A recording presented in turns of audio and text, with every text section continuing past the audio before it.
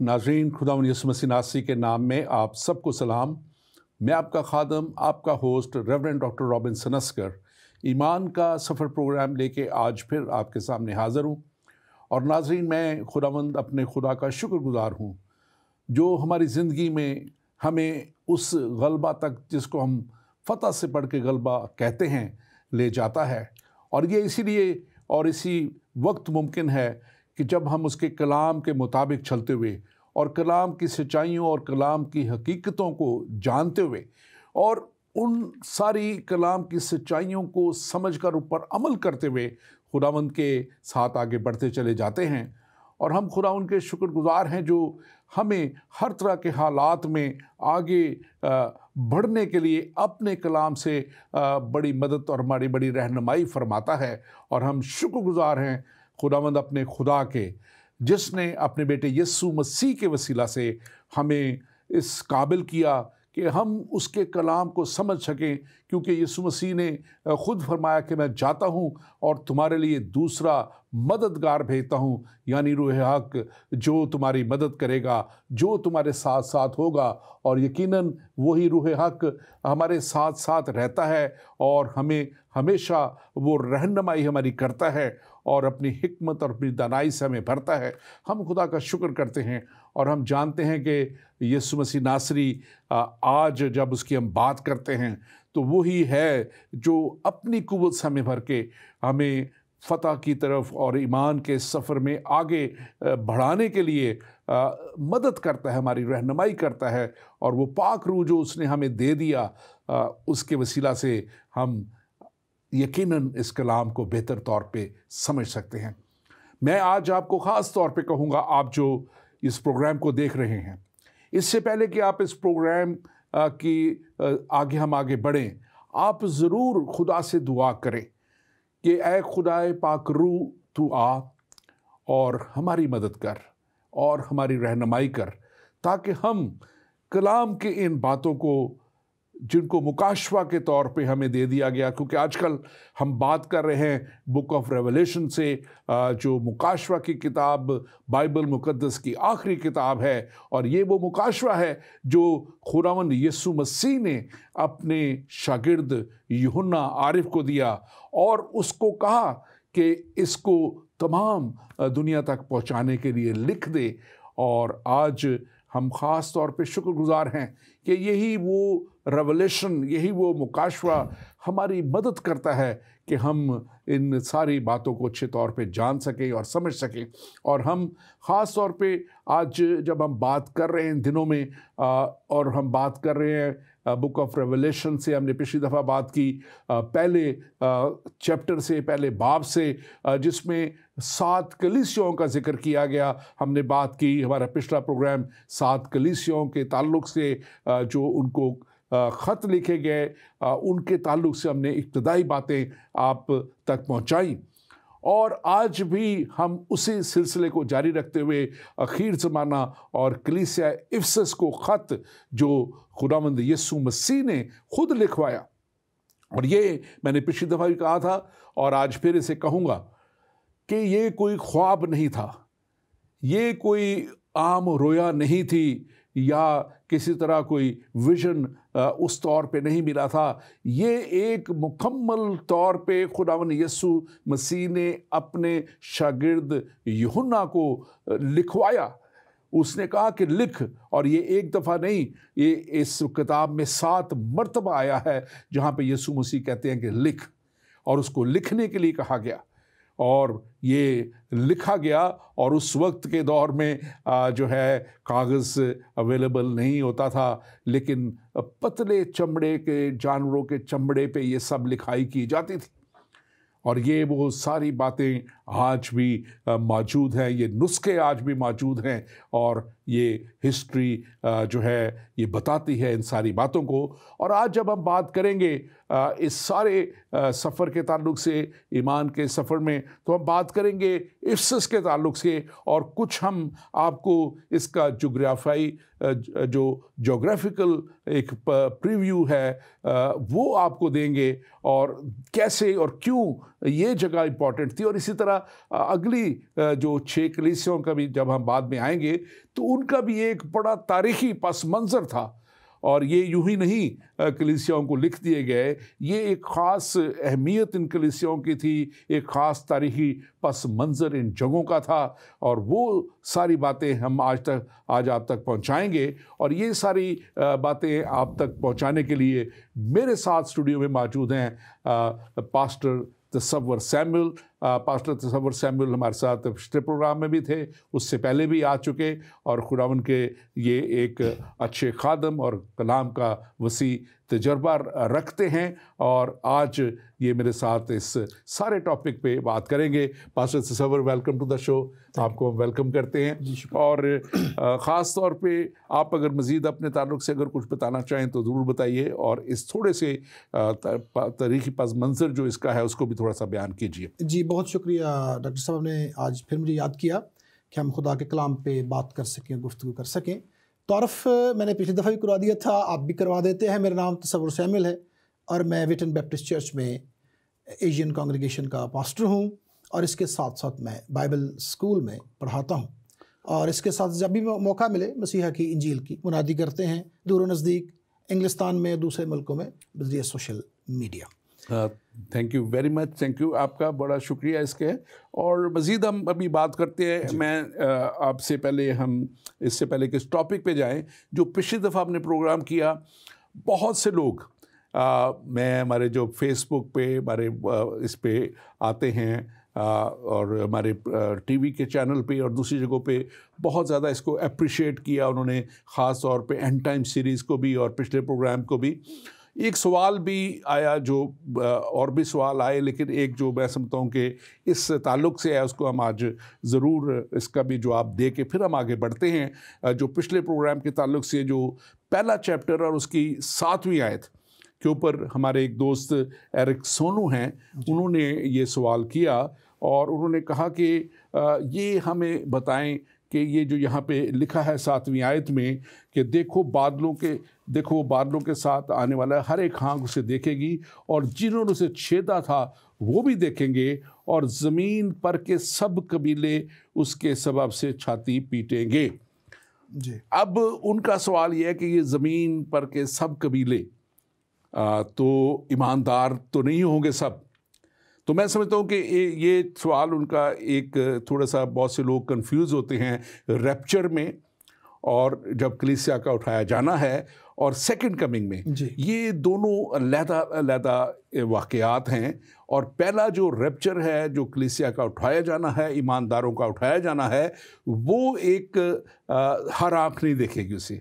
इसे secret big word use किया जाता है इसके लिए कि वो पब्लिक इवेंट नहीं होगा, एक प्राइवेट इवेंट हो कह सकते हैं, जिसे हर आंख नहीं देखेगी, लेकिन ईमानदार जो है वो उठाए जाएंगे। जी, और शायद उनको इस एंगल से वो जानना चाहते हैं कि फिर ये कैसे। तो ये सेकंड कमिंग ऑफ क्राइस्ट है, जो कि वो आएंगे और अदालत के लिए आएंगे, उसमें कलाम कहता है कि हर एक आंख उसे देखेगी, और हर एक आंख जब उसे देखेंगी तो यहाँ पे जो लिखा है कि वो भी जिन्होंने छेदा है, यानी यहूदियों का जिक्र है। और जो छेदने वाले यहूदी नहीं भी हैं, मैं समझता हूँ कि जो उस पर ईमान नहीं लाते, जो उसका मजाक उड़ाते हैं, जो बहुत सी उसके लिए गलत बातें करते हैं, वो भी उसको मुख्तलिफ तरीक़ों से छेद रहे हैं।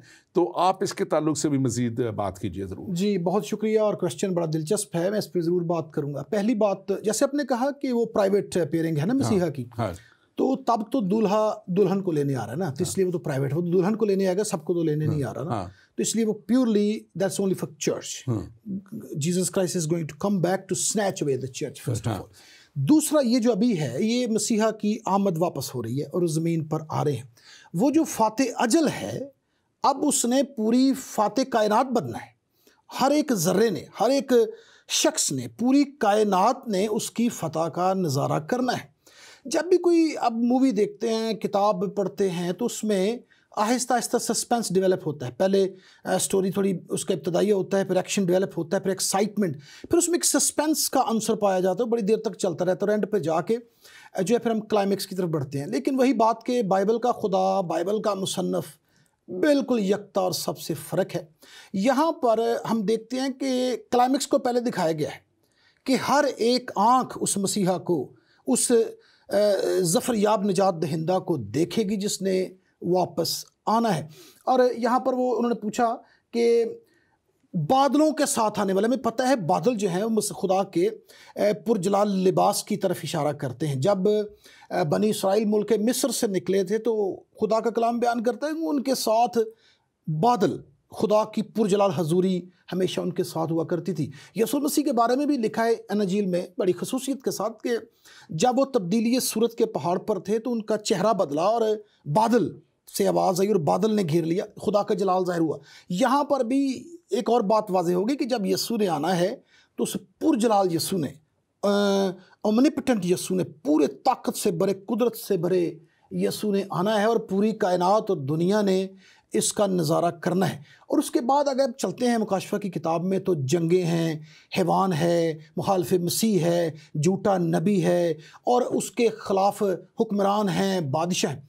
तो ये सब जो है, अब देखिए यहाँ पर लिखा है कि जब क्लाइमेक्स होगा, जिसका पहला ही खुदा जिक्र कर देता है, दूसरी किताबों के बिल्कुल बरक्स पहले क्लाइमेक्स को दिखाता है। वो बताता है कि जब ये बादशाह, ये हुक्मरान, ये किंग्स, ये लॉर्ड्स, ये दुनिया जब उसका मजाक उड़ाती है, तो जब उसने वापस आना है तो हर एक आंख भी देखेगी और हर एक शख्स छाती पीटता नजर आएगा, चाहे वो बादशाह हो, चाहे वो लॉर्ड हो, चाहे वो किंग हो, चाहे वो रूलर हो। तो वही बात के सारी दुनिया और इस कायनात की सारी बादशाही मेरे मसीहा की है। और जिस तरह हर एक आंख सूरज को देखती है, चांद को देखती है, इसी तरह हर एक आंख यीशु के जलाल को देखेगी। क्योंकि ज़रूरी है कि इस दुनिया ने जहाँ उसकी मुसीबतों को देखा है, सलीब पर उसको मरते देखा है, ज़रूर है किसी कायनात का ज़रा ज़रा उसके जलाल को भी देखे और वो जो अतराते हैं अपनी ताकत पर, कुव्वत पर, वो भी देखें कि वो कुदरत वाला और जलाल भरा खुदावंद कैसा है। और फिर हर एक आंख देखेगी छाती। आमीन। आज का टॉपिक हमारा, क्योंकि हमने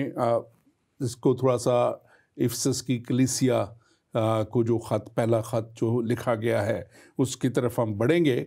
और उससे पहले हम चाहेंगे कि इसको थोड़ा सा अपने नाज़रीन के लिए इसको थोड़ा एक्सप्लेन भी करें, क्योंकि आम इसको जल्दी से कवर कर दिया जाता है। शायद एक छोटी सी कोई जगह थी इफिसस जो थी, और वो क्या था इसके ताल्लुक से। ये एक जो ख़ास तौर पे, पहले तो इस बात को मैं फिर से रिपीट कर दूं कि पालू जो यूहन्ना आरिफ को जब ये रेवलेशन मिला है, ये उसको मुकाशवा दिया गया है, तो वो उस वक्त एक परसिक्यूटेड शख्स था और वो पतमस के जजीरा में, पैटमॉस इंग्लिश में सो कहते हैं, और वो वहाँ पे एग्ज़ाइल कर दिया गया था, जलावतन कर दिया गया था। और उस वक्त जब ख़ास तौर पे परसिक्यूशन बहुत ज़्यादा हो रही थी और ये बहुत ज़्यादा, जब सेकंड ख़ास तौर पे दौर था, पहला दौर जब नेरो बादशाह का आया, जब उसने बहुत ज़्यादा पहले रोम को उसने खुद जलाया और वो इल्ज़ाम मसीहों पे लगाया क्योंकि वो उनसे छुटकारा हासिल करना चाहता था, और वो इसने जवाज़ बनाया कि उनको परसिक्यूट किया जाए।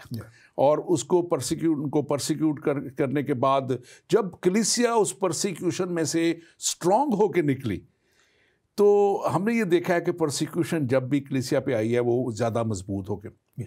तो फिर दूसरी उसने जब परसिक्यूशन की है और दूसरी उसने जब किया कुछ सालों के बाद, तो उस वक्त फिर उसने जितने लोग थे उनको पकड़ के, और जो उस वक्त की एम्परर से, उन्होंने इनको मुख्तलिफ जजीरों में जो थे इर्द गिर्द के दूर दूर, ये एक सज़ा थी उनको अपने घरानों से जुदा करना, उनको अपने ज़ीज़-ओ-कारत से जुदा करना, उनकी लाइफ को बिल्कुल ख़त्म करके रख देना कि वो जाके वहाँ पे कैद कर देना दूर दराज जगहों पे, और जहाँ से कोई एस्केप के रास्ते नहीं थे। ये जजीरा तकरीबन यहाँ से 14 घंटे उस वक्त के जो सफ़र कश्तियों का था, अगर कोई दौड़े भी तो उसको 14 घंटे लगते थे किसी दूसरी जगह पानी के ज़रिए पहुँचने में जाने के लिए। तो बड़ा मुश्किल था ये सारा उनके लिए निकलना। और ये अगर इसकी हम जगह को इसको देखें तो ये जजीरा जो है, ख़ास तौर पे जो पैटमॉस का जो है, ये तकरीबन 32 मुरबा फुट इसकी जगह है और तकरीबन 3000 लोग उसमें आबाद थे उस वक्त। लेकिन आज भी अभी भी इतने के करीब वहाँ पे है, क्योंकि छोटा जजीरा है, लेकिन 400 चर्चेज़ हैं वहाँ पे। ये वो ख़ास वजह है जो ये इलाके बड़े मशहूर थे। आप इसके ताल्लुक से अगर बात करना चाहें तो ज़रूर। जी, मैं मुख्तसर सी बात करता हूँ कि जिस तरह हमारे अपने बड़े सग़ीर में जब सज़ा दी जाती थी किसी मुजरम को, उसे काले पानी भेज दिया जाता था ना, कि इसको काले पानी भेज दो। तो ये वही जगह थी जहाँ पर जो इंजील के मुनाद थे, इंजील के मुबशिर थे, उन्हें मुक़य्यद करके रखा जाता था। और वहाँ से छूटने की मेरे ख्याल में यही शर्त पहले रखी जाती थी कि या तो ये अपने खुदावंद का इनकार कर दें तो हम इनकी जलावतनी ख़त्म कर देंगे। तो ये जैसे आपने कहा कि उन्हें क्या पता था कि ये जो पितमस का कबीला है, अब ये अबदियत के वानों तक भी इसका नाम गूंजता रहेगा। और यहीं से मुकाशफा, ये जो हमारे पास खुदावंद की तरफ से अमेजिंग किताब है, ये इसी पतमस के जजीरे पर जलावतनी की हालत में यूहन्ना के कलम से निकलेगी खुदा के ये। और यहाँ से हम देखते हैं कि यहाँ से खुदावंद यीशु मसीह ने खुद फरमाया यूहन्ना आरिफ को कि ये 7 कलीसियों को तू ख़त लिख। और वो जब ख़त लिखने के 7 का अदद भी हम देखते हैं कि बड़ा मुकाशवा की इस किताब में भी ख़ास तौर पे काफ़ी दफ़ा आया है। 7 नरसिंगों का ज़िक्र है, 7 प्यालों का ज़िक्र है, 7 फरिश्तों का ज़िक्र है, और ख़ास तौर पे 7 सितारों का, और फिर 7 कलीसियों का ज़िक्र हम इस पे देखते हैं। तो ये कामलियत का अदद है, जो बाइबल का अदद है, मसीहत का अदद है, कामलियत का अदद इसको कहा जाता है। और ये मुकाशवा बनी नौ इंसान के एक मुस्तकबिल की पूरा बुक ऑफ रेवलेशन या तस्वीर पेश करती है कि आइंदा अब क्या दुनिया का पहला बाप पैदाइश का दुनिया बनी, बाग अदन का नक्शा पेश करती है। और कैसे बाग अदन के नक्शे को अबलीस ने बिगाड़ा। और ये मुकाशवा की आखिरी किताब भी बयान करती है कि कैसे उस अबलीस का ख़ात्मा और उस सारी बुराई का ख़ात्मा खुदावंद करेंगे। और फिर ईमानदारों के लिए ख़ास तौर पे इसमें पैगाम है, इनकरेजमेंट का है, उनको उनके लिए जो उन्होंने मुसीबतें सही हैं, दुख सही हैं, उसका रिवॉर्ड है, उसका अजर उनको देने की बात है। तो इसमें हम ख़ास तौर पे ये देखते हैं कि एक सिलसिला जो अबलीस ने एक रुख मोड़ा था, जो असल खुदा की मर्ज़ी थी इंसान से, उससे यहाँ पे वो आके ख़त्म होता हुआ हमें नज़र आता है। और इसलिए ये ख़त इसलिए लिखे गए हैं कि जो ईमानदार हैं उनको झंझोड़ा जाए, क्योंकि वक्त के साथ साथ हालात की वजह से बहुत सी चीज़ें आती हैं रास्ते में कि इंसान जो है वो सुस्त हो जाता है। इंसान जो है गो के ईमान पे तो खड़ा होता है, लेकिन शायद उसकी इफ़ेक्ट हो जाता है उसे माशरे का, कम्युनिटी का। हम अपने इर्द गिर्द यहाँ पे यूके में रहते हुए देखते हैं कि कितना ज़्यादा इफ़ेक्ट हुआ हुआ है माशरे का। यहाँ पे ये मुल्क जो दुनिया में कलाम को लेके गया, दुनिया में कलाम को फैलाया, आज यहाँ पे कलाम का कोई वो नज़र नहीं आता सिलसिला। तो यही उस वक्त भी होता था। आप इसके ताल्लुक से ज़रूर बात कीजिए। आपने वो बात की 7 का अदद, तो वो कामलियत का अदद है, कंप्लीशन का अदद है, और खुदा कंप्लीशन की मोहर लगाता नज़र आता है। और वो आपने जिक्र किया, पैदाइश की किताब में आदम दरबदर किया जाता है, निकाला जाता है। उस दरबदर आदम को खुदा का बेटा बना के दोबारा इस किताब में बाग में दाखिल किया जाता है। वो जो ज़िंदगी के फल से महरूम हो गया, उसे ज़िंदगी के फल तक दोबारा रसाई दे दी जाती है। वो आदम जो कामलियत खो गया, मासूमियत खो गया, उसको दोबारा कामलियत और मासूमियत इनायत कर दी जाती है। और इसलिए मुकाशवा की किताब को पढ़ना अज़हद ज़रूरी है कि किसी भी कहानी का तब तक आपको पूरा क्लाइमेक्स समझ नहीं आता, या कह लें लुत्फ़ नहीं आता, जब तक उसका अच्छा इख्तिताम ना हो। तो देखिए, यहाँ पर बाग अदन से निकला हुआ आदम दोबारा अपने घर में दाखिल किया जाता है। हमारी फिर उसी तरह ज़िंदगी के दरख्त तक रसाई हो जाती है, हम खुदा के बेटे बन जाते हैं, अबदी ज़िंदगी पा जाते हैं। इसलिए ये किताब कमाल है, और ख़ासकर चर्चिस के लिए सबर ख़ास तौर पे मैं देखता हूँ कि इसको, ये बाइबल मुकद्दस में पूरे में 66 किताबें हैं जी। 65 किताबों का निचोड़, पूरी एसेंस उसकी जो है वो इस समय मुकाशवा में नज़र आती है। और बिल्कुल हम जब इसको देखते हैं तो ये सफ़र जो वही जैसे आपने भी बात की, मैंने पहले की, कि जहाँ से पैदाइश से शुरू होते हुए यहाँ पे ख़त्म होते हुए, लेकिन उस ख़ात्मे से पहले जैसे हमने एंड टाइम्स पे पहले प्रोग्राम किए हैं, आखिर ज़माना पे हमने बहुत से प्रोग्राम किए, हमने ये बताया कि खुदा बार बार मसीह बार बार, खुदा के फरिश्ते बार बार इंसान को ये मौका देते रहे कि अपनी रविशों को बदलें। और यहाँ पे भी यही हमें ये 7 कलीसियाओं को जो ख़त हैं ये उसी की तरफ इशारा करते हैं कि कैसे उन कलीसियाओं को जो एक वक्त में पुरजोश थी, एक वक्त में खुदा के लिए बड़ा काम कर रही थी, उनकी अगर कहीं भी कोताही है तो जो खुदावंद यीशु मसीह हैं वो उसको निशानदेही कर रहे हैं ताकि ये आखिर में दौड़ जीतें, हार ना जाएं। मैं ख़ास तौर पे इस बात को भी फिर से आज रिपीट करना चाहता हूँ कि खुदा की और मसीह की तरजीह जो है वो कलीसिया रही है, और इसलिए कलीसिया को एक ख़ास मुकाम हासिल रहा है, और इसको खुदा ने हमेशा इसलिए भी तरजीह दी क्योंकि ये वो चुने हुए लोग हैं, ये वो ईमानदार लोग हैं जो उस पैगाम पे ईमान लाए। और जैसे नबी कहता है कि कौन हमारे पैगाम पे ईमान लाया, उसके वसीला से खुदा का कलाम है, और वो जो ईमान लाए हैं ज़ाहिर है उनके लिए एक अजर भी है। और एक बात ख़ास तौर पे मैं समझता हूँ कि हमें देखनी है कि ये जो यहाँ पे हालात जो उस वक्त की जो रोमी एम्परर से जो फ्लेवियस डायनेस्टी थी, वो पहले जो ख़ास तौर पे ये जो जब ये मुकाशवा लिखा गया तो उस वक्त डोमिशियस जो था, डोमिशियस फ्लेवियस जो था वो हाकम था और रोम पे, और उससे पहले उसका वालिद और उसका भाई हाकम थे। और ये वो जो है उसके वालिद का नाम वेसेपियन था और उसके भाई का नाम टाइटस था। ये वो टाइटस नहीं जो मसीह के शागिर्दों में से तीतस, वो नहीं है, लेकिन ये दूसरा एक टाइटस था। और इन्होंने जो है एक जुल्म की हद की हुई थी, इन्होंने एक बहुत ज़्यादा परसिक्यूशन में कर के जजीरे भर दिए हुए थे। और इफ्सस जो है ये वो ख़ास जगह जिसको हम आज जिसके ऊपर बात करेंगे, ये इसलिए भी बहुत अहम है कि यहाँ पे खुदा का कलाम खुदा के बड़े खादमों ने पहुँचाया। पालूस रसूल ज़बरदस्त खुदा का सूरमा, ज़बरदस्त मुनादी करने वाला, बड़े बड़े मौजज़ात उसके वसीला से जब यहाँ पे हुए, इफ्सस की कलीसिया ने देखे, और फिर यहाँ पे वो 3 दफ़ा पालूस रसूल आए, और यहाँ पे ये वाहिद वो जगह है जहाँ 3 साल वो रहे भी, और यहाँ पे रह के उन्होंने इतनी भरपूर बुनियाद इस कलीसिया की रख दी थी कि वो इन मुसीबतों में भी, इन दुखों में भी, इन तकलीफ़ों में भी वो कायम रही कलीसिया।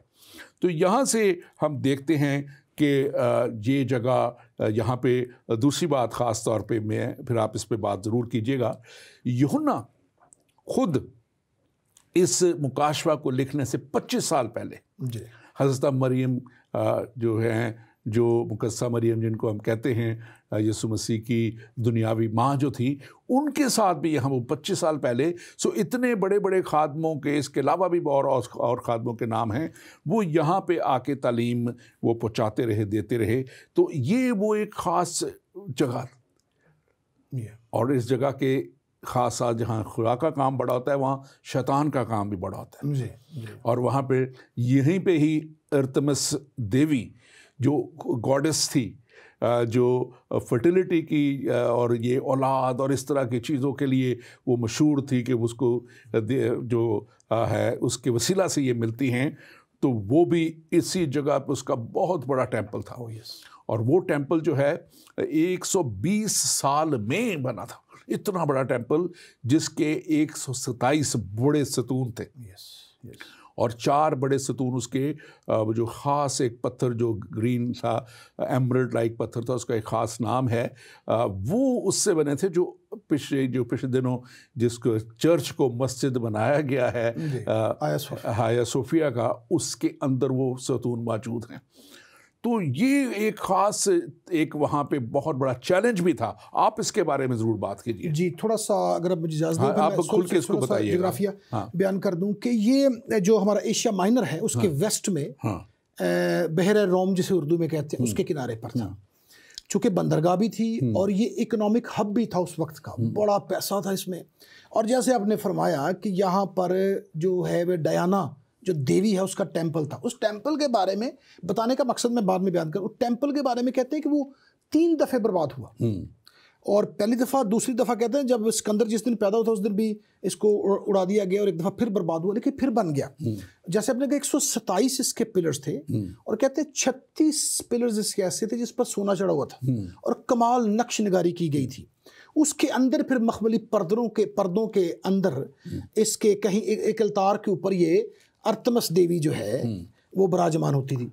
और उससे बुत के बारे में भी एक बड़ी दिलचस्प बात है। कहते हैं उसका ओरिजिन किसी मौरख ने बयान नहीं किया कि वो कहाँ से आया, किसने बनाया। उसके बारे में इनका ख्याल है कि ये जुपिटर से, आसमान से, बल्कि इसको कहा ये गया है जुपिटर से कह लें या आसमान से। इसके लिए वो कहते हैं कि ये आसमान से इसको भेजा गया हमारे लिए, और वो आसमान से ये उतरी है, इसको किसी ने बनाया नहीं है। और ये एक मिस्ट्री उस वक्त की बड़ी बयान की जाती थी। और इसको आपने बड़ा सही बताया कि ये जो थे इसके जो पिलर्स और बड़ी चीज़ें, और ये जब लोग एंटर होते थे समुंदर के रास्ते, क्योंकि उसी रास्ते इफ्सस, क्योंकि इफ्सस एक ऐसी जगह भी आपने बताया कि इकोनॉमिक हब पे था, एक बड़ा पोर्ट भी था। तो फार ईस्ट के लिए ये जो रोम और ग्रीक, ये एक बहुत बड़ी पोर्ट थी जो फार ईस्ट के लोग जाते थे। तो वहाँ से रुक के एक तरह की रिफ्यूलिंग कह लें या अपना सब कुछ खाना पीना स्टोर करके वहाँ से निकलते थे। और यहाँ पे ये इस देवी का बहुत बड़ा इन्फ्लुएंस था, और बहुत बड़ा इन्फ्लुएंस होने के साथ साथ ये एक वो जो परस्तिश थी, उसके साथ साथ अडल्ट्री थी, उसके साथ साथ वहाँ पे जो बुत परस्ती तो ये थी ही थी, लेकिन जो नापाकी के काम थे वो बहुत ज़्यादा थे।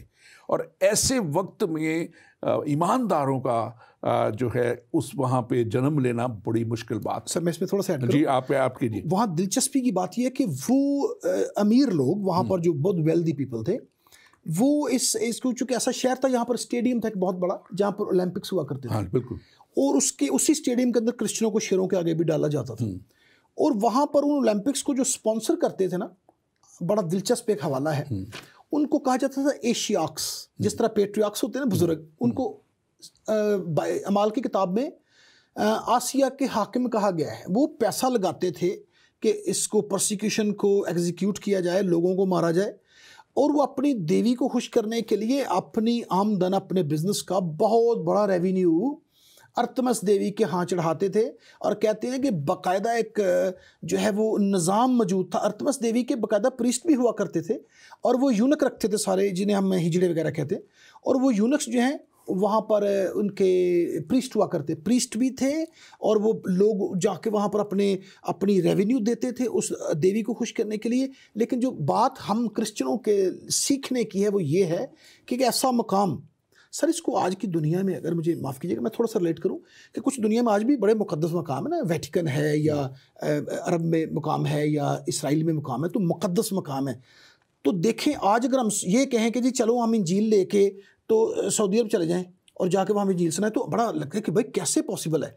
लेकिन उन्होंने ये स्टेप लिया कि भाई देखो, अर्तमस देवी हो या कोई भी देवी, हमारा खुदा सबसे बड़ा है। हाँ। अपनी गास्पल ली और उस जगह पर चले गए जहाँ पर सदियों से एक ऐसी मिस्टीरियस फिगर मौजूद है, और वहाँ पर जाके कलाम सुनाया, अपनी जानें कुर्बान की। और एक बात उभर के सामने है कि इंजील की कुव्वत और ताकत बेबयां है। ये जहाँ भी जाती है, हर किस्म के बुत, अर्तमस का बुत हो या कोई और बुत हो, उसको पाश करने की कुव्वत। मैं आप इसको मज़ीद आगे लेके जाते हैं, और मैं अपने नाजरीन से कहूँगा कि आप ज़रूर इस प्रोग्राम को शेयर करें। अगर आप चाहते हैं कि आपके और अजीज़ भी और दोस्त भी देखें, तो आप ज़रूर इसको शेयर करें। और इस प्रोग्राम को ना सिर्फ शेयर करें, बल्कि इसके लिए मैं हमारा जो ईमान का सफ़र पेज है उसको भी लाइक करें, ताकि आपको दूसरे हमारे प्रोग्राम भी आप तक पहुंचते रहें। और ज़रूर आप ये सारे प्रोग्राम, ईमान का सफ़र यूट्यूब पे भी है, ईमान का सफ़र फेसबुक पेज भी है, आप इनको लाइक कीजिए, ताकि आप जब इनको लाइक करेंगे तो ये प्रोग्राम आपको, और पिछले हमारे सारे एंड टाइम्स के प्रोग्राम भी आपको मिलेंगे। और इसमें ख़ास तौर पे आपका अगर कोई भी सवाल है, आप हमें इस पे हमारा व्हाट्सएप नंबर आ रहा है, आप उस पर हमें टेक्स्ट कर सकते हैं, आप हमें कॉल कर सकते हैं, हम आपको उसका भी जवाब देंगे। और पस तसव्वुर हम बात जब कर रहे हैं कि मुश्किल हालात की, उन मुश्किल हालात में एक और बड़ी मुश्किल थी। वहाँ पे ये जितने मैंने नाम लिए फ्लेवियस डायनेस्टी के जो एम्परर्स थे, इनसे सियासी फ़ायदे, माली फ़ायदे और दूसरी फ़ायदे हासिल करने के लिए उस वक्त की जो लीडरशिप्स होती थी, लोकल पॉलिटिकल या दूसरी लीडरशिप, रिलीजियस लीडरशिप्स, वो उनके मुजस्मे उनको कह के नस्ब करवाते थे जी। और उनके मुजस्मों को नस्ब करवा के उसकी पूजा प्रस्तिश भी करवाते थे। और जब हाकम की और रोम के हाकम की पूजा प्रस्तिश ना की जाए तो उसका फिर बहुत बड़ा खुमियाजा भुगतना पड़ता था, जो उस वक्त की कलीसियाएँ इस परसिक्यूशन अज़रसानी जो की जाती थी, ये इस वजह से भी एक बहुत ज़्यादा थी कि वो कहते थे, पहले तो कहते थे कि ये एक गलत तालीम फैलाते हैं, और दूसरा जब वो उस हाकम के बुत की पूजा प्रस्तिश नहीं करते थे तो ये इल्ज़ाम लगा के उन पर बहुत ज़्यादा एज़ा रसानी की जाती थी, दुख तकलीफ़ परेशानियाँ।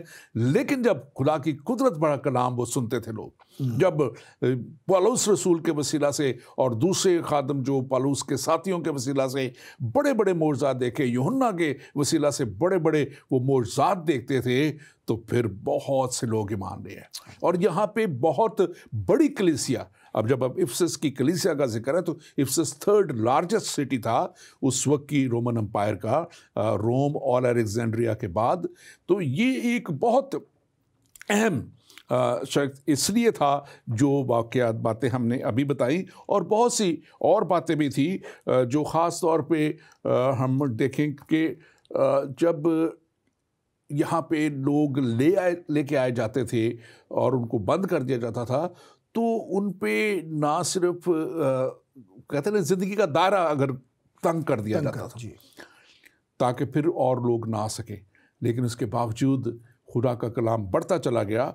और आगे बढ़ते हुए आप इसको थोड़ा सा अगर बयान करें, फिर हम इफिसस की कलीसिया की तरफ आगे बढ़ेंगे अगर आप इसमें। और एक बात हमने पिछली दफ़ा की थी, हम उसको भी थोड़ा सा पहले डिस्कस कर लें।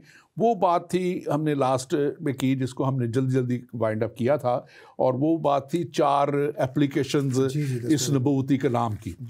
नबूवती कलाम ये खुदा की तरफ से जब प्रोफेटिक वर्ड हुआ और ये नबूवती कलाम दिया गया, तो वो 4 एप्लीकेशंस को जो ख़ास तौर पे जिसको एक लोकल एप्लीकेशन इसकी क्या है, और फिर इसकी इंडिविजुअल एप्लीकेशन क्या है, और थर्डली इसकी जो तंबी जो की गई, एडमॉनिश किया गया, उसकी एप्लीकेशन क्या है, और फिर इसकी जो प्रोफेटिक है, ये आप अगर मैं मुख्तसर पे तो वही है कि कुछ लोग ना इस तरह से इसको लेना चाहते हैं कि ये पास्ट में कुछ चीज़ लिखी गई और ये ख़त्म हो गई। उसको पढ़ने से हमें पता चलता है कि इसकी 4 फोल्ड एप्लीकेशन, जैसे आपने बयान किया। पहली ये है कि ये अगरचे वहाँ पर और भी कलीसियाएँ थीं, लेकिन 7 कलीसियाओं को नुमाइंदा कलीसिया बना के ये लिखा गया। सो पहला इसकी एप्लीकेशन है कि ये लोकल कलीसियाओं के नाम खत लिखे गए, बिल्कुल इसमें कोई दो राय मौजूद नहीं। उसके साथ साथ ये है कि ये इंडिविजुअल, हम सब के इस पर हम बाद में बात करेंगे, आगे बढ़ेंगे, कि हर एक शख्स के लिए भी इस पर कलीसिया के लिए भी पैगाम है, कलीसिया के खादिम के लिए भी पैगाम है, और हर शख्स के लिए भी इंडिविजुअली इनफरादी तौर पर इसमें पैगाम मौजूद है। और तीसरा, हर एक ख़त में तंबीह जो है वो पाई जाती है या अप्रिसिएशन पाई जाती है, और जो कि हम इंसानों को जिसकी बड़ी ही ज़्यादा ज़रूरत रहती है। और चौथी जो बात अहम हमने की थी वो ये थी कि ये सिर्फ कोई एक लोकल कलीसिया के नाम ख़त नहीं है, ये 7 ख़त कलीसिया की 2000 साला रूहानी तारीख़ का अहाता करते हैं। ये एक ऐसी तस्वीर 7 खतूत की बनाई गई है जिसमें 2000 सालों के लिए चर्च के लिए हिदायत भी है, चर्च के लिए तंबीह भी है, चर्च के लिए आगे बढ़ने का ब्लूप्रिंट प्लान भी है, और चर्च को आगे बढ़ाने के लिए खुदावंद की तरफ से अप्रिसिएशन भी मौजूद है। सो 4 इसकी एप्लीकेशंस होंगी, और हम इसको जो है जो आगे बढ़ेंगे इसको हम देखते हैं। और एक बात हम और मज़ीद क्लियर करते हुए फिर आगे चलते हैं। मुकाशवा पहला बाब और उसकी 10वीं आयत में लिखा है, और खुदावंद के दिन रूह में आ गया। अब ये खुदावंद का दिन, बहुत सी एक सवाल ये भी आता है, मैं इसलिए भी इसको बीच में ले आया क्योंकि आज इसका पीछे जिक्र भी है पहले बाब में। तो खुदावंद का दिन, the day of the Lord, ये day of the Lord Sunday कहलाता है। और संडे इसलिए कहलाता है कि मसीह यीशु जिंदा हुए जब कब्र से 3 दिन रहने के बाद जिंदा हुए, तो वो इतवार का दिन था। और उस वक्त से कलीसियाएं इतवार को इबादत करती थी। बहुत से लोगों ने ये मुझसे कई दफ़ा सवाल किया है कि संडे को क्यों। तो हम ये ख़ास तौर पर बताएं कि ये मुकाशवा की किताब में भी यहाँ पे नज़र आ रहा है कि ये खुदा के रूह ने भी उससे जो बात की है, ये उस दिन वो ये दिन था, संडे का दिन था, जिसमें ये लिखा कि और खुदावंद के दिन, पहला बाप और उसकी 10वीं आयत, और खुदावंद के दिन मैं रूह में आ गया। और यहाँ से ये इबादत डे ऑफ द लॉर्ड है जिस पे शुरू हुई। और फिर ये 7 कलीसियाँ की जब हम बात कर रहे हैं, ये कलीसियाओं को ख़त लिखा गया ये इस दिन, तो इन कलीसियाओं को जब ख़त लिखा गया है तो उसमें ज़रा आप इसको थोड़ा सा पढ़ दीजिए। अभी मैं उसको थोड़ा सा बयान कर दूं कि हम कैसे, मैंने पिछली दफ़ा भी कहा कि ये प्रोफेटिक है। प्रोफेटिक का मतलब है कि आने वाले दौर का अहाता भी कर रही है। भाई बात ये है कि कलीसिया का, बहुत से लोग कहते हैं देखिए जी कलीसिया का तो नाम लिखा हुआ है एफसुस की कलीसिया के नाम, तो ये तो एफसुस की कलीसिया के लिए लिखा गया। पहली बात, 2 बातें बड़ी गौर करने की। पहली बात, जब एफसुस की कलीसिया को ख़त लिखा गया ना, तो पादरी से बड़ी काबिल गौर बात है कि लिखा है एफसुस की कलीसिया को ख़त लिख दे, और नीचे जब ख़त को बंद करा ना तो कहते हैं कि ये देखिए, मैं आपको पढ़ी देता हूँ, लिखा है मैं आ गया उसमें, और नीचे लिखा है जिसके कान हो सुने कि रूह कलीसियाओं से क्या फरमाता है। पहली बात ये है, ख़त एफसुस को लिखा गया, लेकिन नीचे कलीसियाओं को क्या फरमा रहा है। इसका मतलब कि एफसुस कोई एक ही कलीसिया तो थी, लेकिन खुदा उस पूरे एक दौर को, उस पूरे और भी जितने चर्चेज उन सबको इसमें कवर कर रहा है, कलीसियाओं के नाम। दूसरी बात, जिसके कान हो वो सुने रूह कलीसियाओं से क्या, कैसी ज़बरदस्त बात है। तो डॉक्टर साहब आज भी हमारे कान मौजूद हैं, तब भी कान मौजूद थे। इसका मतलब है कि इसकी जो एप्लीकेशन है वो बड़ी यूनिवर्सल है। जिसके भी कान हो वो सुने कि रूह कलीसियाओं से क्या फरमाता है। और ये नबूवत की किताब है। अच्छा, इस पे हम कहते हैं ये नबूवत की किताब है। अगर ये नबूवत की किताब है तो नबूवत की किताब अगर फ्यूचर को बयान कर रही है, आने वाले वाक़यात को बयान कर रही है, तो क्या वो चर्च की हिस्ट्री को बयान ना करेगी। मैं इसको हमेशा से बयान करता हूँ कि हज़ारी जो है, मिलेनियम आपने कवर किया मेरे ख्याल में, हज़ारी का जो दौर है उसको एक चैप्टर दिया गया मुकाशफा की किताब में, सिर्फ एक चैप्टर, 1000 साल को, मसीह की दूसरी आमद को तकरीबन 1/4 चैप्टर दिया गया, और 7 कलीसियाओं को 2 चैप्टर, इतनी टर्स जो एक बुक है उसमें 2 चैप्टर दिए गए। तो क्या वो एक लोकल कलीसिया थी? ये खास तौर पे इस बात को जो मैंने पहले की कि कलीसिया हमेशा से खुदा और मसीह के नज़र में एक बड़ी प्रायोरिटी रहती है। और जी क्विकली आप तरह इसको देखिए। और मैं इसको जल्दी, और फिर देखिए जो खत लिखे कुलसियों की खलीतिया का नाम, या गलतियों की खलीतिया, क्या वो सिर्फ कुलसियों के नाम थे? वो गलतियों के नाम थे। वो आज भी हम सबके लिए वैलिड हैं। वो खुदा क्या करता था, उनमें से वो चीज़ें ढूंढता जिसमें उन्हें फ्यूचर की तस्वीर नज़र आती थी कि कलीसिया में ये क्वालिटीज़ फ्यूचर में भी हो सकती हैं और उनमें ये खराबियाँ भी फ्यूचर में हो सकती हैं। तो वो उनको पकड़ के बयान करते ताकि आने वाली कलीसियाएँ इस पे गौर करें और अपने आप को दुरुस्त कर लें और सही रहें। और मज़े की बात सुने, वहाँ पर 3 और कलीसिया मौजूद हैं। कुलसे की कलीसिया, तरवास की कलीसिया, ये तो वहाँ पर लिखा, हेरापुलस की कलीसिया, उनका नाम क्यों लिखा गया? इन 7 में से करैक्टरिस्टिक्स लिए गए जो आने वाली 2000 तारीख का मुताला करते हैं। हम यहाँ पर तारीख तो कवर नहीं कर सकते। मैं बड़ी इस्तदा करूँगा अपने नाजरीन से कि अगर वो हिस्ट्री को पढ़ें तो उनको लुत्फ़ ये आएगा कि जिस तरतीब से चर्चिज़ को बयान किया गया ना, इसी तरतीब से चर्च की हिस्ट्री बयान हुई है। पहले चर्च रसूली दौर, फिर मुसीबतों का दौर, तकलीफ़ों का दौर, फिर रोमनाइज हो जाता है चर्च, फिर रिवाइवल आ जाता है, फिर दरवाजे खुलते हैं। सो उसी तरतीब से, जिस तरतीब से चर्च के नाम लिखे गए हैं, उसी तरतीब से हमारे पास चर्च, जैसे मुख्तलिफ अदवार से चर्च मुख्तलिफ उसमें है। अब जब हम यहाँ देखते हैं इफसस की कलीसिया की तरफ आते हुए, तो यहाँ पे दूसरा बाप और उसकी पहली आयत में लिखा है कि इफसस की कलीसिया के फरिश्ता को लिख जो अपने दाहिने हाथ में सितारे लिए हुए है और सोने के 7 चिरागदानों में फिरता है, वो ये फरमाता है।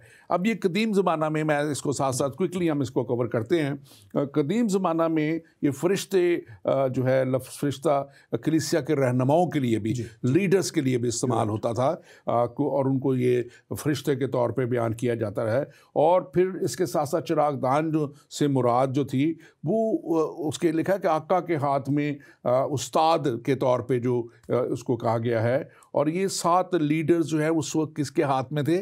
खुदावंद के हाथ में। उसके कहा कि ये चिरागदानों को सोने के लिए फिरता है अपने हाथों में। लीडर्स को खुदा ने अपने प्रोटेक्शन में, यीशु ने अपने हाथ में रखा हुआ है, यीशु ने अपने पास प्रोटेक्शन में रखा हुआ है। आप इसको ज़रूर बयान मैं यहाँ करता हूँ कि जैसे आपने बयान कर दिया उसी में मैं एडिशन करूँगा कि ये जो बयान आपने पढ़ा अभी पहली आयत का, उसमें इंटीमेट रिलेशनशिप है कलीसिया की और खुदावंद की, बिल्कुल साथ लिए फिरता है, उनसे गुफ्तगू करता है, उनको भूलता नहीं है। तो जैसे हमने पहले कवर किया कि प्रायोरिटी चर्च है, तो church is in intimate relationship with his. Second आयत को पढ़ते हुए आप इसको जरा बयान कीजिएगा। और दूसरी आयत है जी, मैं तेरे काम और तेरी मशक्कत, तेरा सब्र तो जानता हूँ, और ये भी कि तू बदों को देख नहीं सकता, और जो अपने आप को रसूल कहते हैं और है नहीं, तूने उनको आजमा कर झूठा पाया। ये सर ये कमाल आयत है। ये आयत बयान करती है कि ये जो एफसस का चर्च है ना, ये बड़ा टेस्टिंग चर्च है, चूंकि रसूली दौर था, खालिस तालीम थी, और उसी दौर में चूंकि रसूल थे, काम चल रहा था, तो कुछ झूठे रसूल भी ऐड हो जाते थे, जो मकारी से आके कहते थे हम भी रसूल हैं भाई, पौलुस रसूल बन गया, वो रसूल बन गया, तो हम क्यों रसूल नहीं है। लेकिन ये कलीसिया, मैं आज कहूँगा आज ये बड़ा पैगाम है हम सबके लिए, हम भी जो भी आए हम उसको थोड़ा सा वो करिश्मा देके उसके पीछे लग पड़ते हैं। असल बात तालीम की सेहत की है। तो यहाँ पर वो हर चीज़ को आजमाते हैं, जो लाता है उसे कहते हैं अभी बैठे थे तेरे को पूछने हैं, तेरे को कितना पता है। सो दैट इज व्हाट वो हमेशा टेस्ट करते थे, ऐसे ही हर किसी के पीछे नहीं भागते। लेकिन एक बात जो ज़रूरी है, मैं समझता हूँ इससे पहले ऊपर लिखी गई, उसको अप्रिशिएट करने की जरूरत है कि अब ये ख़ास तौर पर कहा जा रहा है, कौन कह रहा है, खुदावंद यीशु मसीह के अल्फाज है, मैं तेरे काम और तेरी मशक्कत और तेरे सब्र तो जानता हूँ। मतलब ये एप्रिसिएशन है। That's right. ये एप्रिशिएट किया जा रहा है कि मैं तेरे कामों को भी जानता हूँ। दैट मीन्स अ पॉजिटिव, उनके कामों को, उनकी अच्छी बातों को।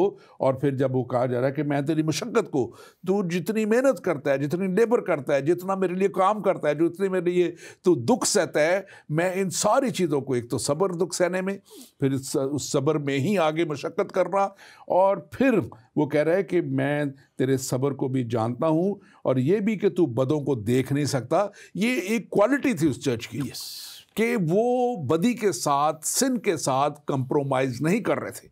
और आज हम देखते हैं कि बहुत सारे मज़ाहिब ने उसको लबादा ओढ़ दिया हुआ है सिन के ऊपर, मुख्तलिफ उनको मौके फ्राहम करके, किसी ने किसी तरह से, किसी ने ज़्यादा शादियों के उनको ख्वाब दे के, किसी ने उनको और जैसे हुरों के ख्वाब दिखा के, और कईयों ने कुछ और कर करके ये एक उनको लिबर्टी दे दी हुई है ताकि वो हमारे साथ जुड़े रहें, बेशक जो मर्जी करते रहें। और इसके साथ साथ हम देखें कि कुछ हमारी कलीसियाओं ने भी, जैसे कुछ अभी कलीसियाँ हैं, उन्होंने, मैं समझता हूँ कि बदी को जो है कवरिंग दे दी हुई है, जिसमें गे एंड लेस्बियन मैरिजेस की और ये सारी बातें जो मौजूद हैं। ये एक बहुत बड़ा, मैं समझता, अलमिया है जो इधर भी है और दूसरी तरफ भी है। कलीसियाओं के अलावा भी, बाहर चर्चेज़ में के अलावा भी बहुत से मज़ाहिब में है, बहुत सी चीज़ें हैं, कल्चर्स में है। और जैसे इस इफसस में ख़ास तौर पर उस वक्त जो था, वो आज भी हमें नज़र आता है। इफसस में अब आप देखें तो एक और देवी होती थी, उस देवी का गालबन मुझे नाम अभी जल्दी में भूल रहा है, वो एक गॉडेस ऑफ लव उसको कहा जाता था। और वो जो थी, वहाँ पे अगर आप जाएं तो अभी भी उसके निशान हैं, पाँव के निशान। तो उस वक्त भी पाँव के निशान होते थे कि इसके पाँव के निशान की रुख की तरफ अगर आप चल पड़ें तो आपको वो जो प्यार, दुनियावी प्यार, जिन्स और ये परस्ती की जगह मिलेगी, अड्डा मिलेगा, यानी कि बदी के अड्डे।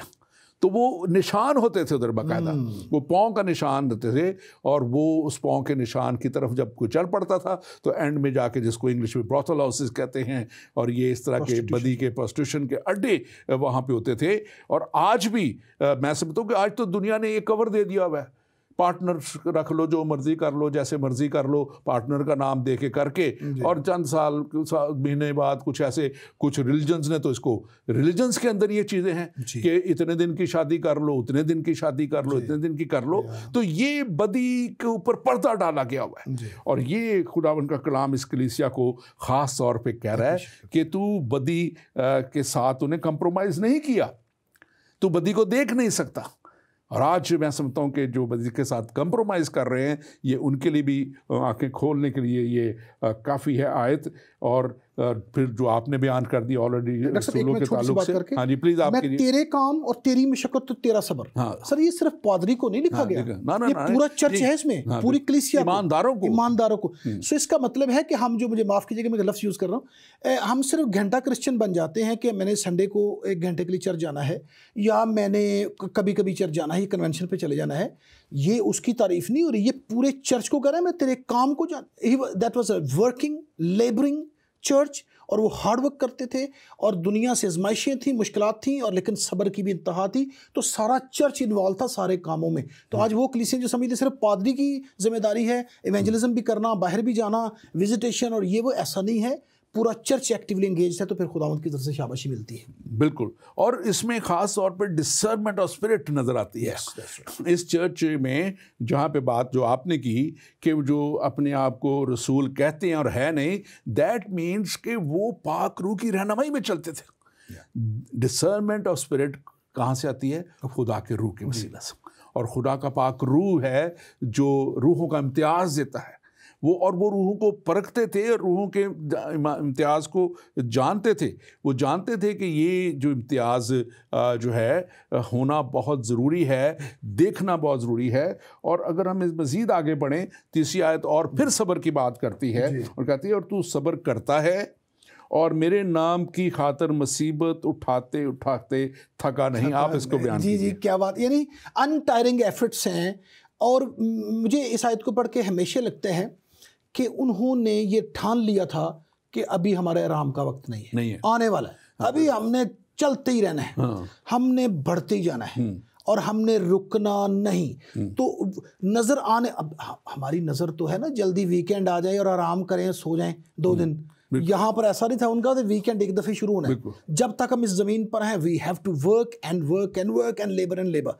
तो ये है जो उसको अप्रिशिएट खुदावंद कर रहे हैं कि तू थका नहीं है। इसका मतलब ये कुछ थकावट ही हो गई थी, लेकिन वो रुक नहीं रहे थे, कंटिन्यूअली लेबर करते थे। और चौथी आयत कहती है मगर अब आगे खुदा का एक, मैं समझता हूँ ये भी एक खुदा का प्यार नजर आता है, एक कंसर्न नजर आता है अपने लोगों के लिए कि जहाँ कहीं वो वीक हैं, जहाँ कहीं वो कमज़ोर पड़ रहे हैं, वो इसमें मजबूत हों। जो आपने भी बात की कि वो वीक होना जो आप बात कर रहे थे, बाज़ दफ़ा आज का दौर है, लोग जल्दी से सुबह उठते हैं, चर्च की तरफ जो जाते हैं, कुछ बहुत सी दुनिया तो जाती नहीं है, लेकिन कुछ जल्दी उठ के जाके तो वो अपना एक फ़र्ज़ पूरा कर रहे होते हैं। लेकिन आगे जाके मैं थोड़ी सी उस पर बात करूँगा कि असल इबादत क्या है।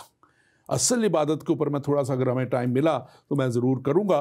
वो तो खुदा के साथ तैयारी, नहमिया का वो बाप बड़ा ज़रूरी है उसके ऊपर बात करनी, शायद किसी और वक्त पर हम बात करें, कि बड़ी तैयारी के साथ, रोज़े के साथ, खुदा के आगे खाकसारी के साथ और खुदा के हुज़ूर में झुक के हम्बलनेस में आते थे और फिर इबादत करते थे। और यहाँ पे खुदावंद उनसे अब गिला कर रहा है, थोड़ा सा अपने कंसर्न को ज़ाहिर कर रहा है, मगर मुझे तुझसे ये शिकायत है कि तूने अपनी पहली सी मोहब्बत छोड़ दी।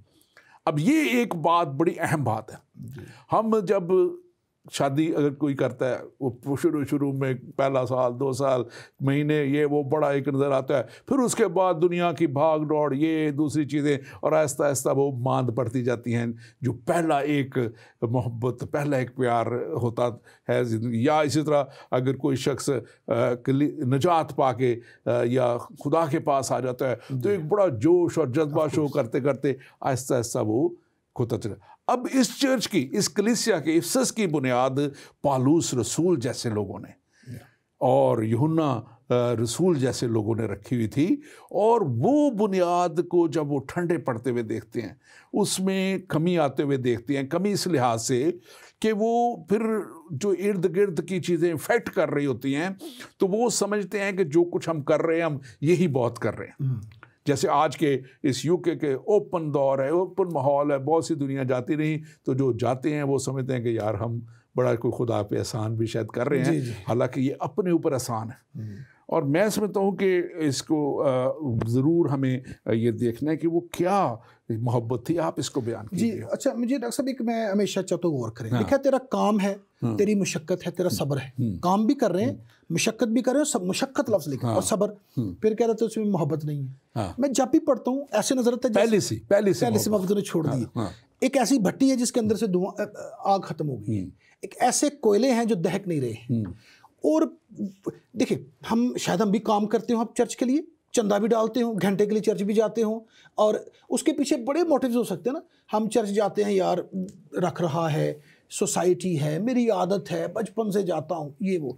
लेकिन यहाँ पर कलाम बयान करता है कि चर्च जाना, काम करना, मुशक्क़त करना, सब्र करना, अगर ये सब कुछ हो तो मोहब्बत से खाली हो तो उसका कोई फ़ायदा नहीं। इसको पौलुस ने कुरिन्थियों की कलीसिया का नाम खत लिखते हुए 13वें बाब में बड़ा खूबसूरत बयान किया कि मैं आदमी और फरिश्तों की ज़ुबानें बोलूँ, मोहब्बत ना रखूँ तो मैं ठनठनाता पीतल और जनजनाती झांझू। सो खुदा कहते हैं जो कुछ भी करो ना, वो इसलिए ना करो कि दिल से आवाज़ आ रही है और मैं जा रहा हूँ क्योंकि मेरी सोसाइटी है, मैं दुनिया में रहता हूँ, मुझे दिखाना है मेरी कम्युनिटी, नहीं, इसलिए करो। Everything should spring forth from our heart because of the love of Christ Jesus. बिल्कुल, एक्चुअली ये बात यही है कि ये जो मोहब्बत का यहाँ जिक्र है, शायद हालात ने, शायद मुसीबतों ने, उलझनों ने, शायद गवर्नमेंट के प्रेशर्स ने, दूसरी चीज़ों ने, परसिक्यूशन ने, इस तरह के हालात ने उस जोश व खरोश को, जो जोशो खरोश, मैं समझता हूँ कि वो पहली मोहब्बत की बात है। जोश और जज्बा, नए नए मोर्जात दे के, नई नई कुदरत दे के, एक मोर्जे को हासिल करके एक बड़े जोश में जो आगे बढ़ रहे थे, शायद वो जोश नहीं है। ईमान पे वो खड़े हैं, ईमान पे मजबूत हैं, सब्र भी कर रहे हैं, परसिक्यूशन भी कर रहे हैं, लेकिन अब वो उस तरह सरगर्म शायद नहीं है जिस तरह पहले दहकते थे, सरगर्म थे। और यहाँ पे मैं समझता हूँ कि ये बहुत ज़रूरी है कि एक ऐसी डॉक्ट्रिन में तो शायद वो ठीक थे, ईमान में तो शायद वो ठीक थे, लेकिन शायद वो उस तरह उसकी प्रस्तिश नहीं कर रहे थे, उस तरह वो इबादत नहीं कर रहे थे। एक इबादत करना जिसकी मैं बात कर रहा था, अगर हम उसको देखें तो अब अगर यसाया नबी के सहीफा में चले जाएं, वहाँ पे रोज़े के ताल्लुक से लिखा हुआ है। आप अगर जल्दी से इसको निकाल सकते हैं तो बड़ी, मैं यूहन्ना 4 बाब उस वक्त तक 23 आयत पढ़ता हूँ। यहाँ पे माकूल इबादत असल में लिखा है, मगर वो वक्त आता है, आप वो निकालिए हवाला। यसाया कौन सा?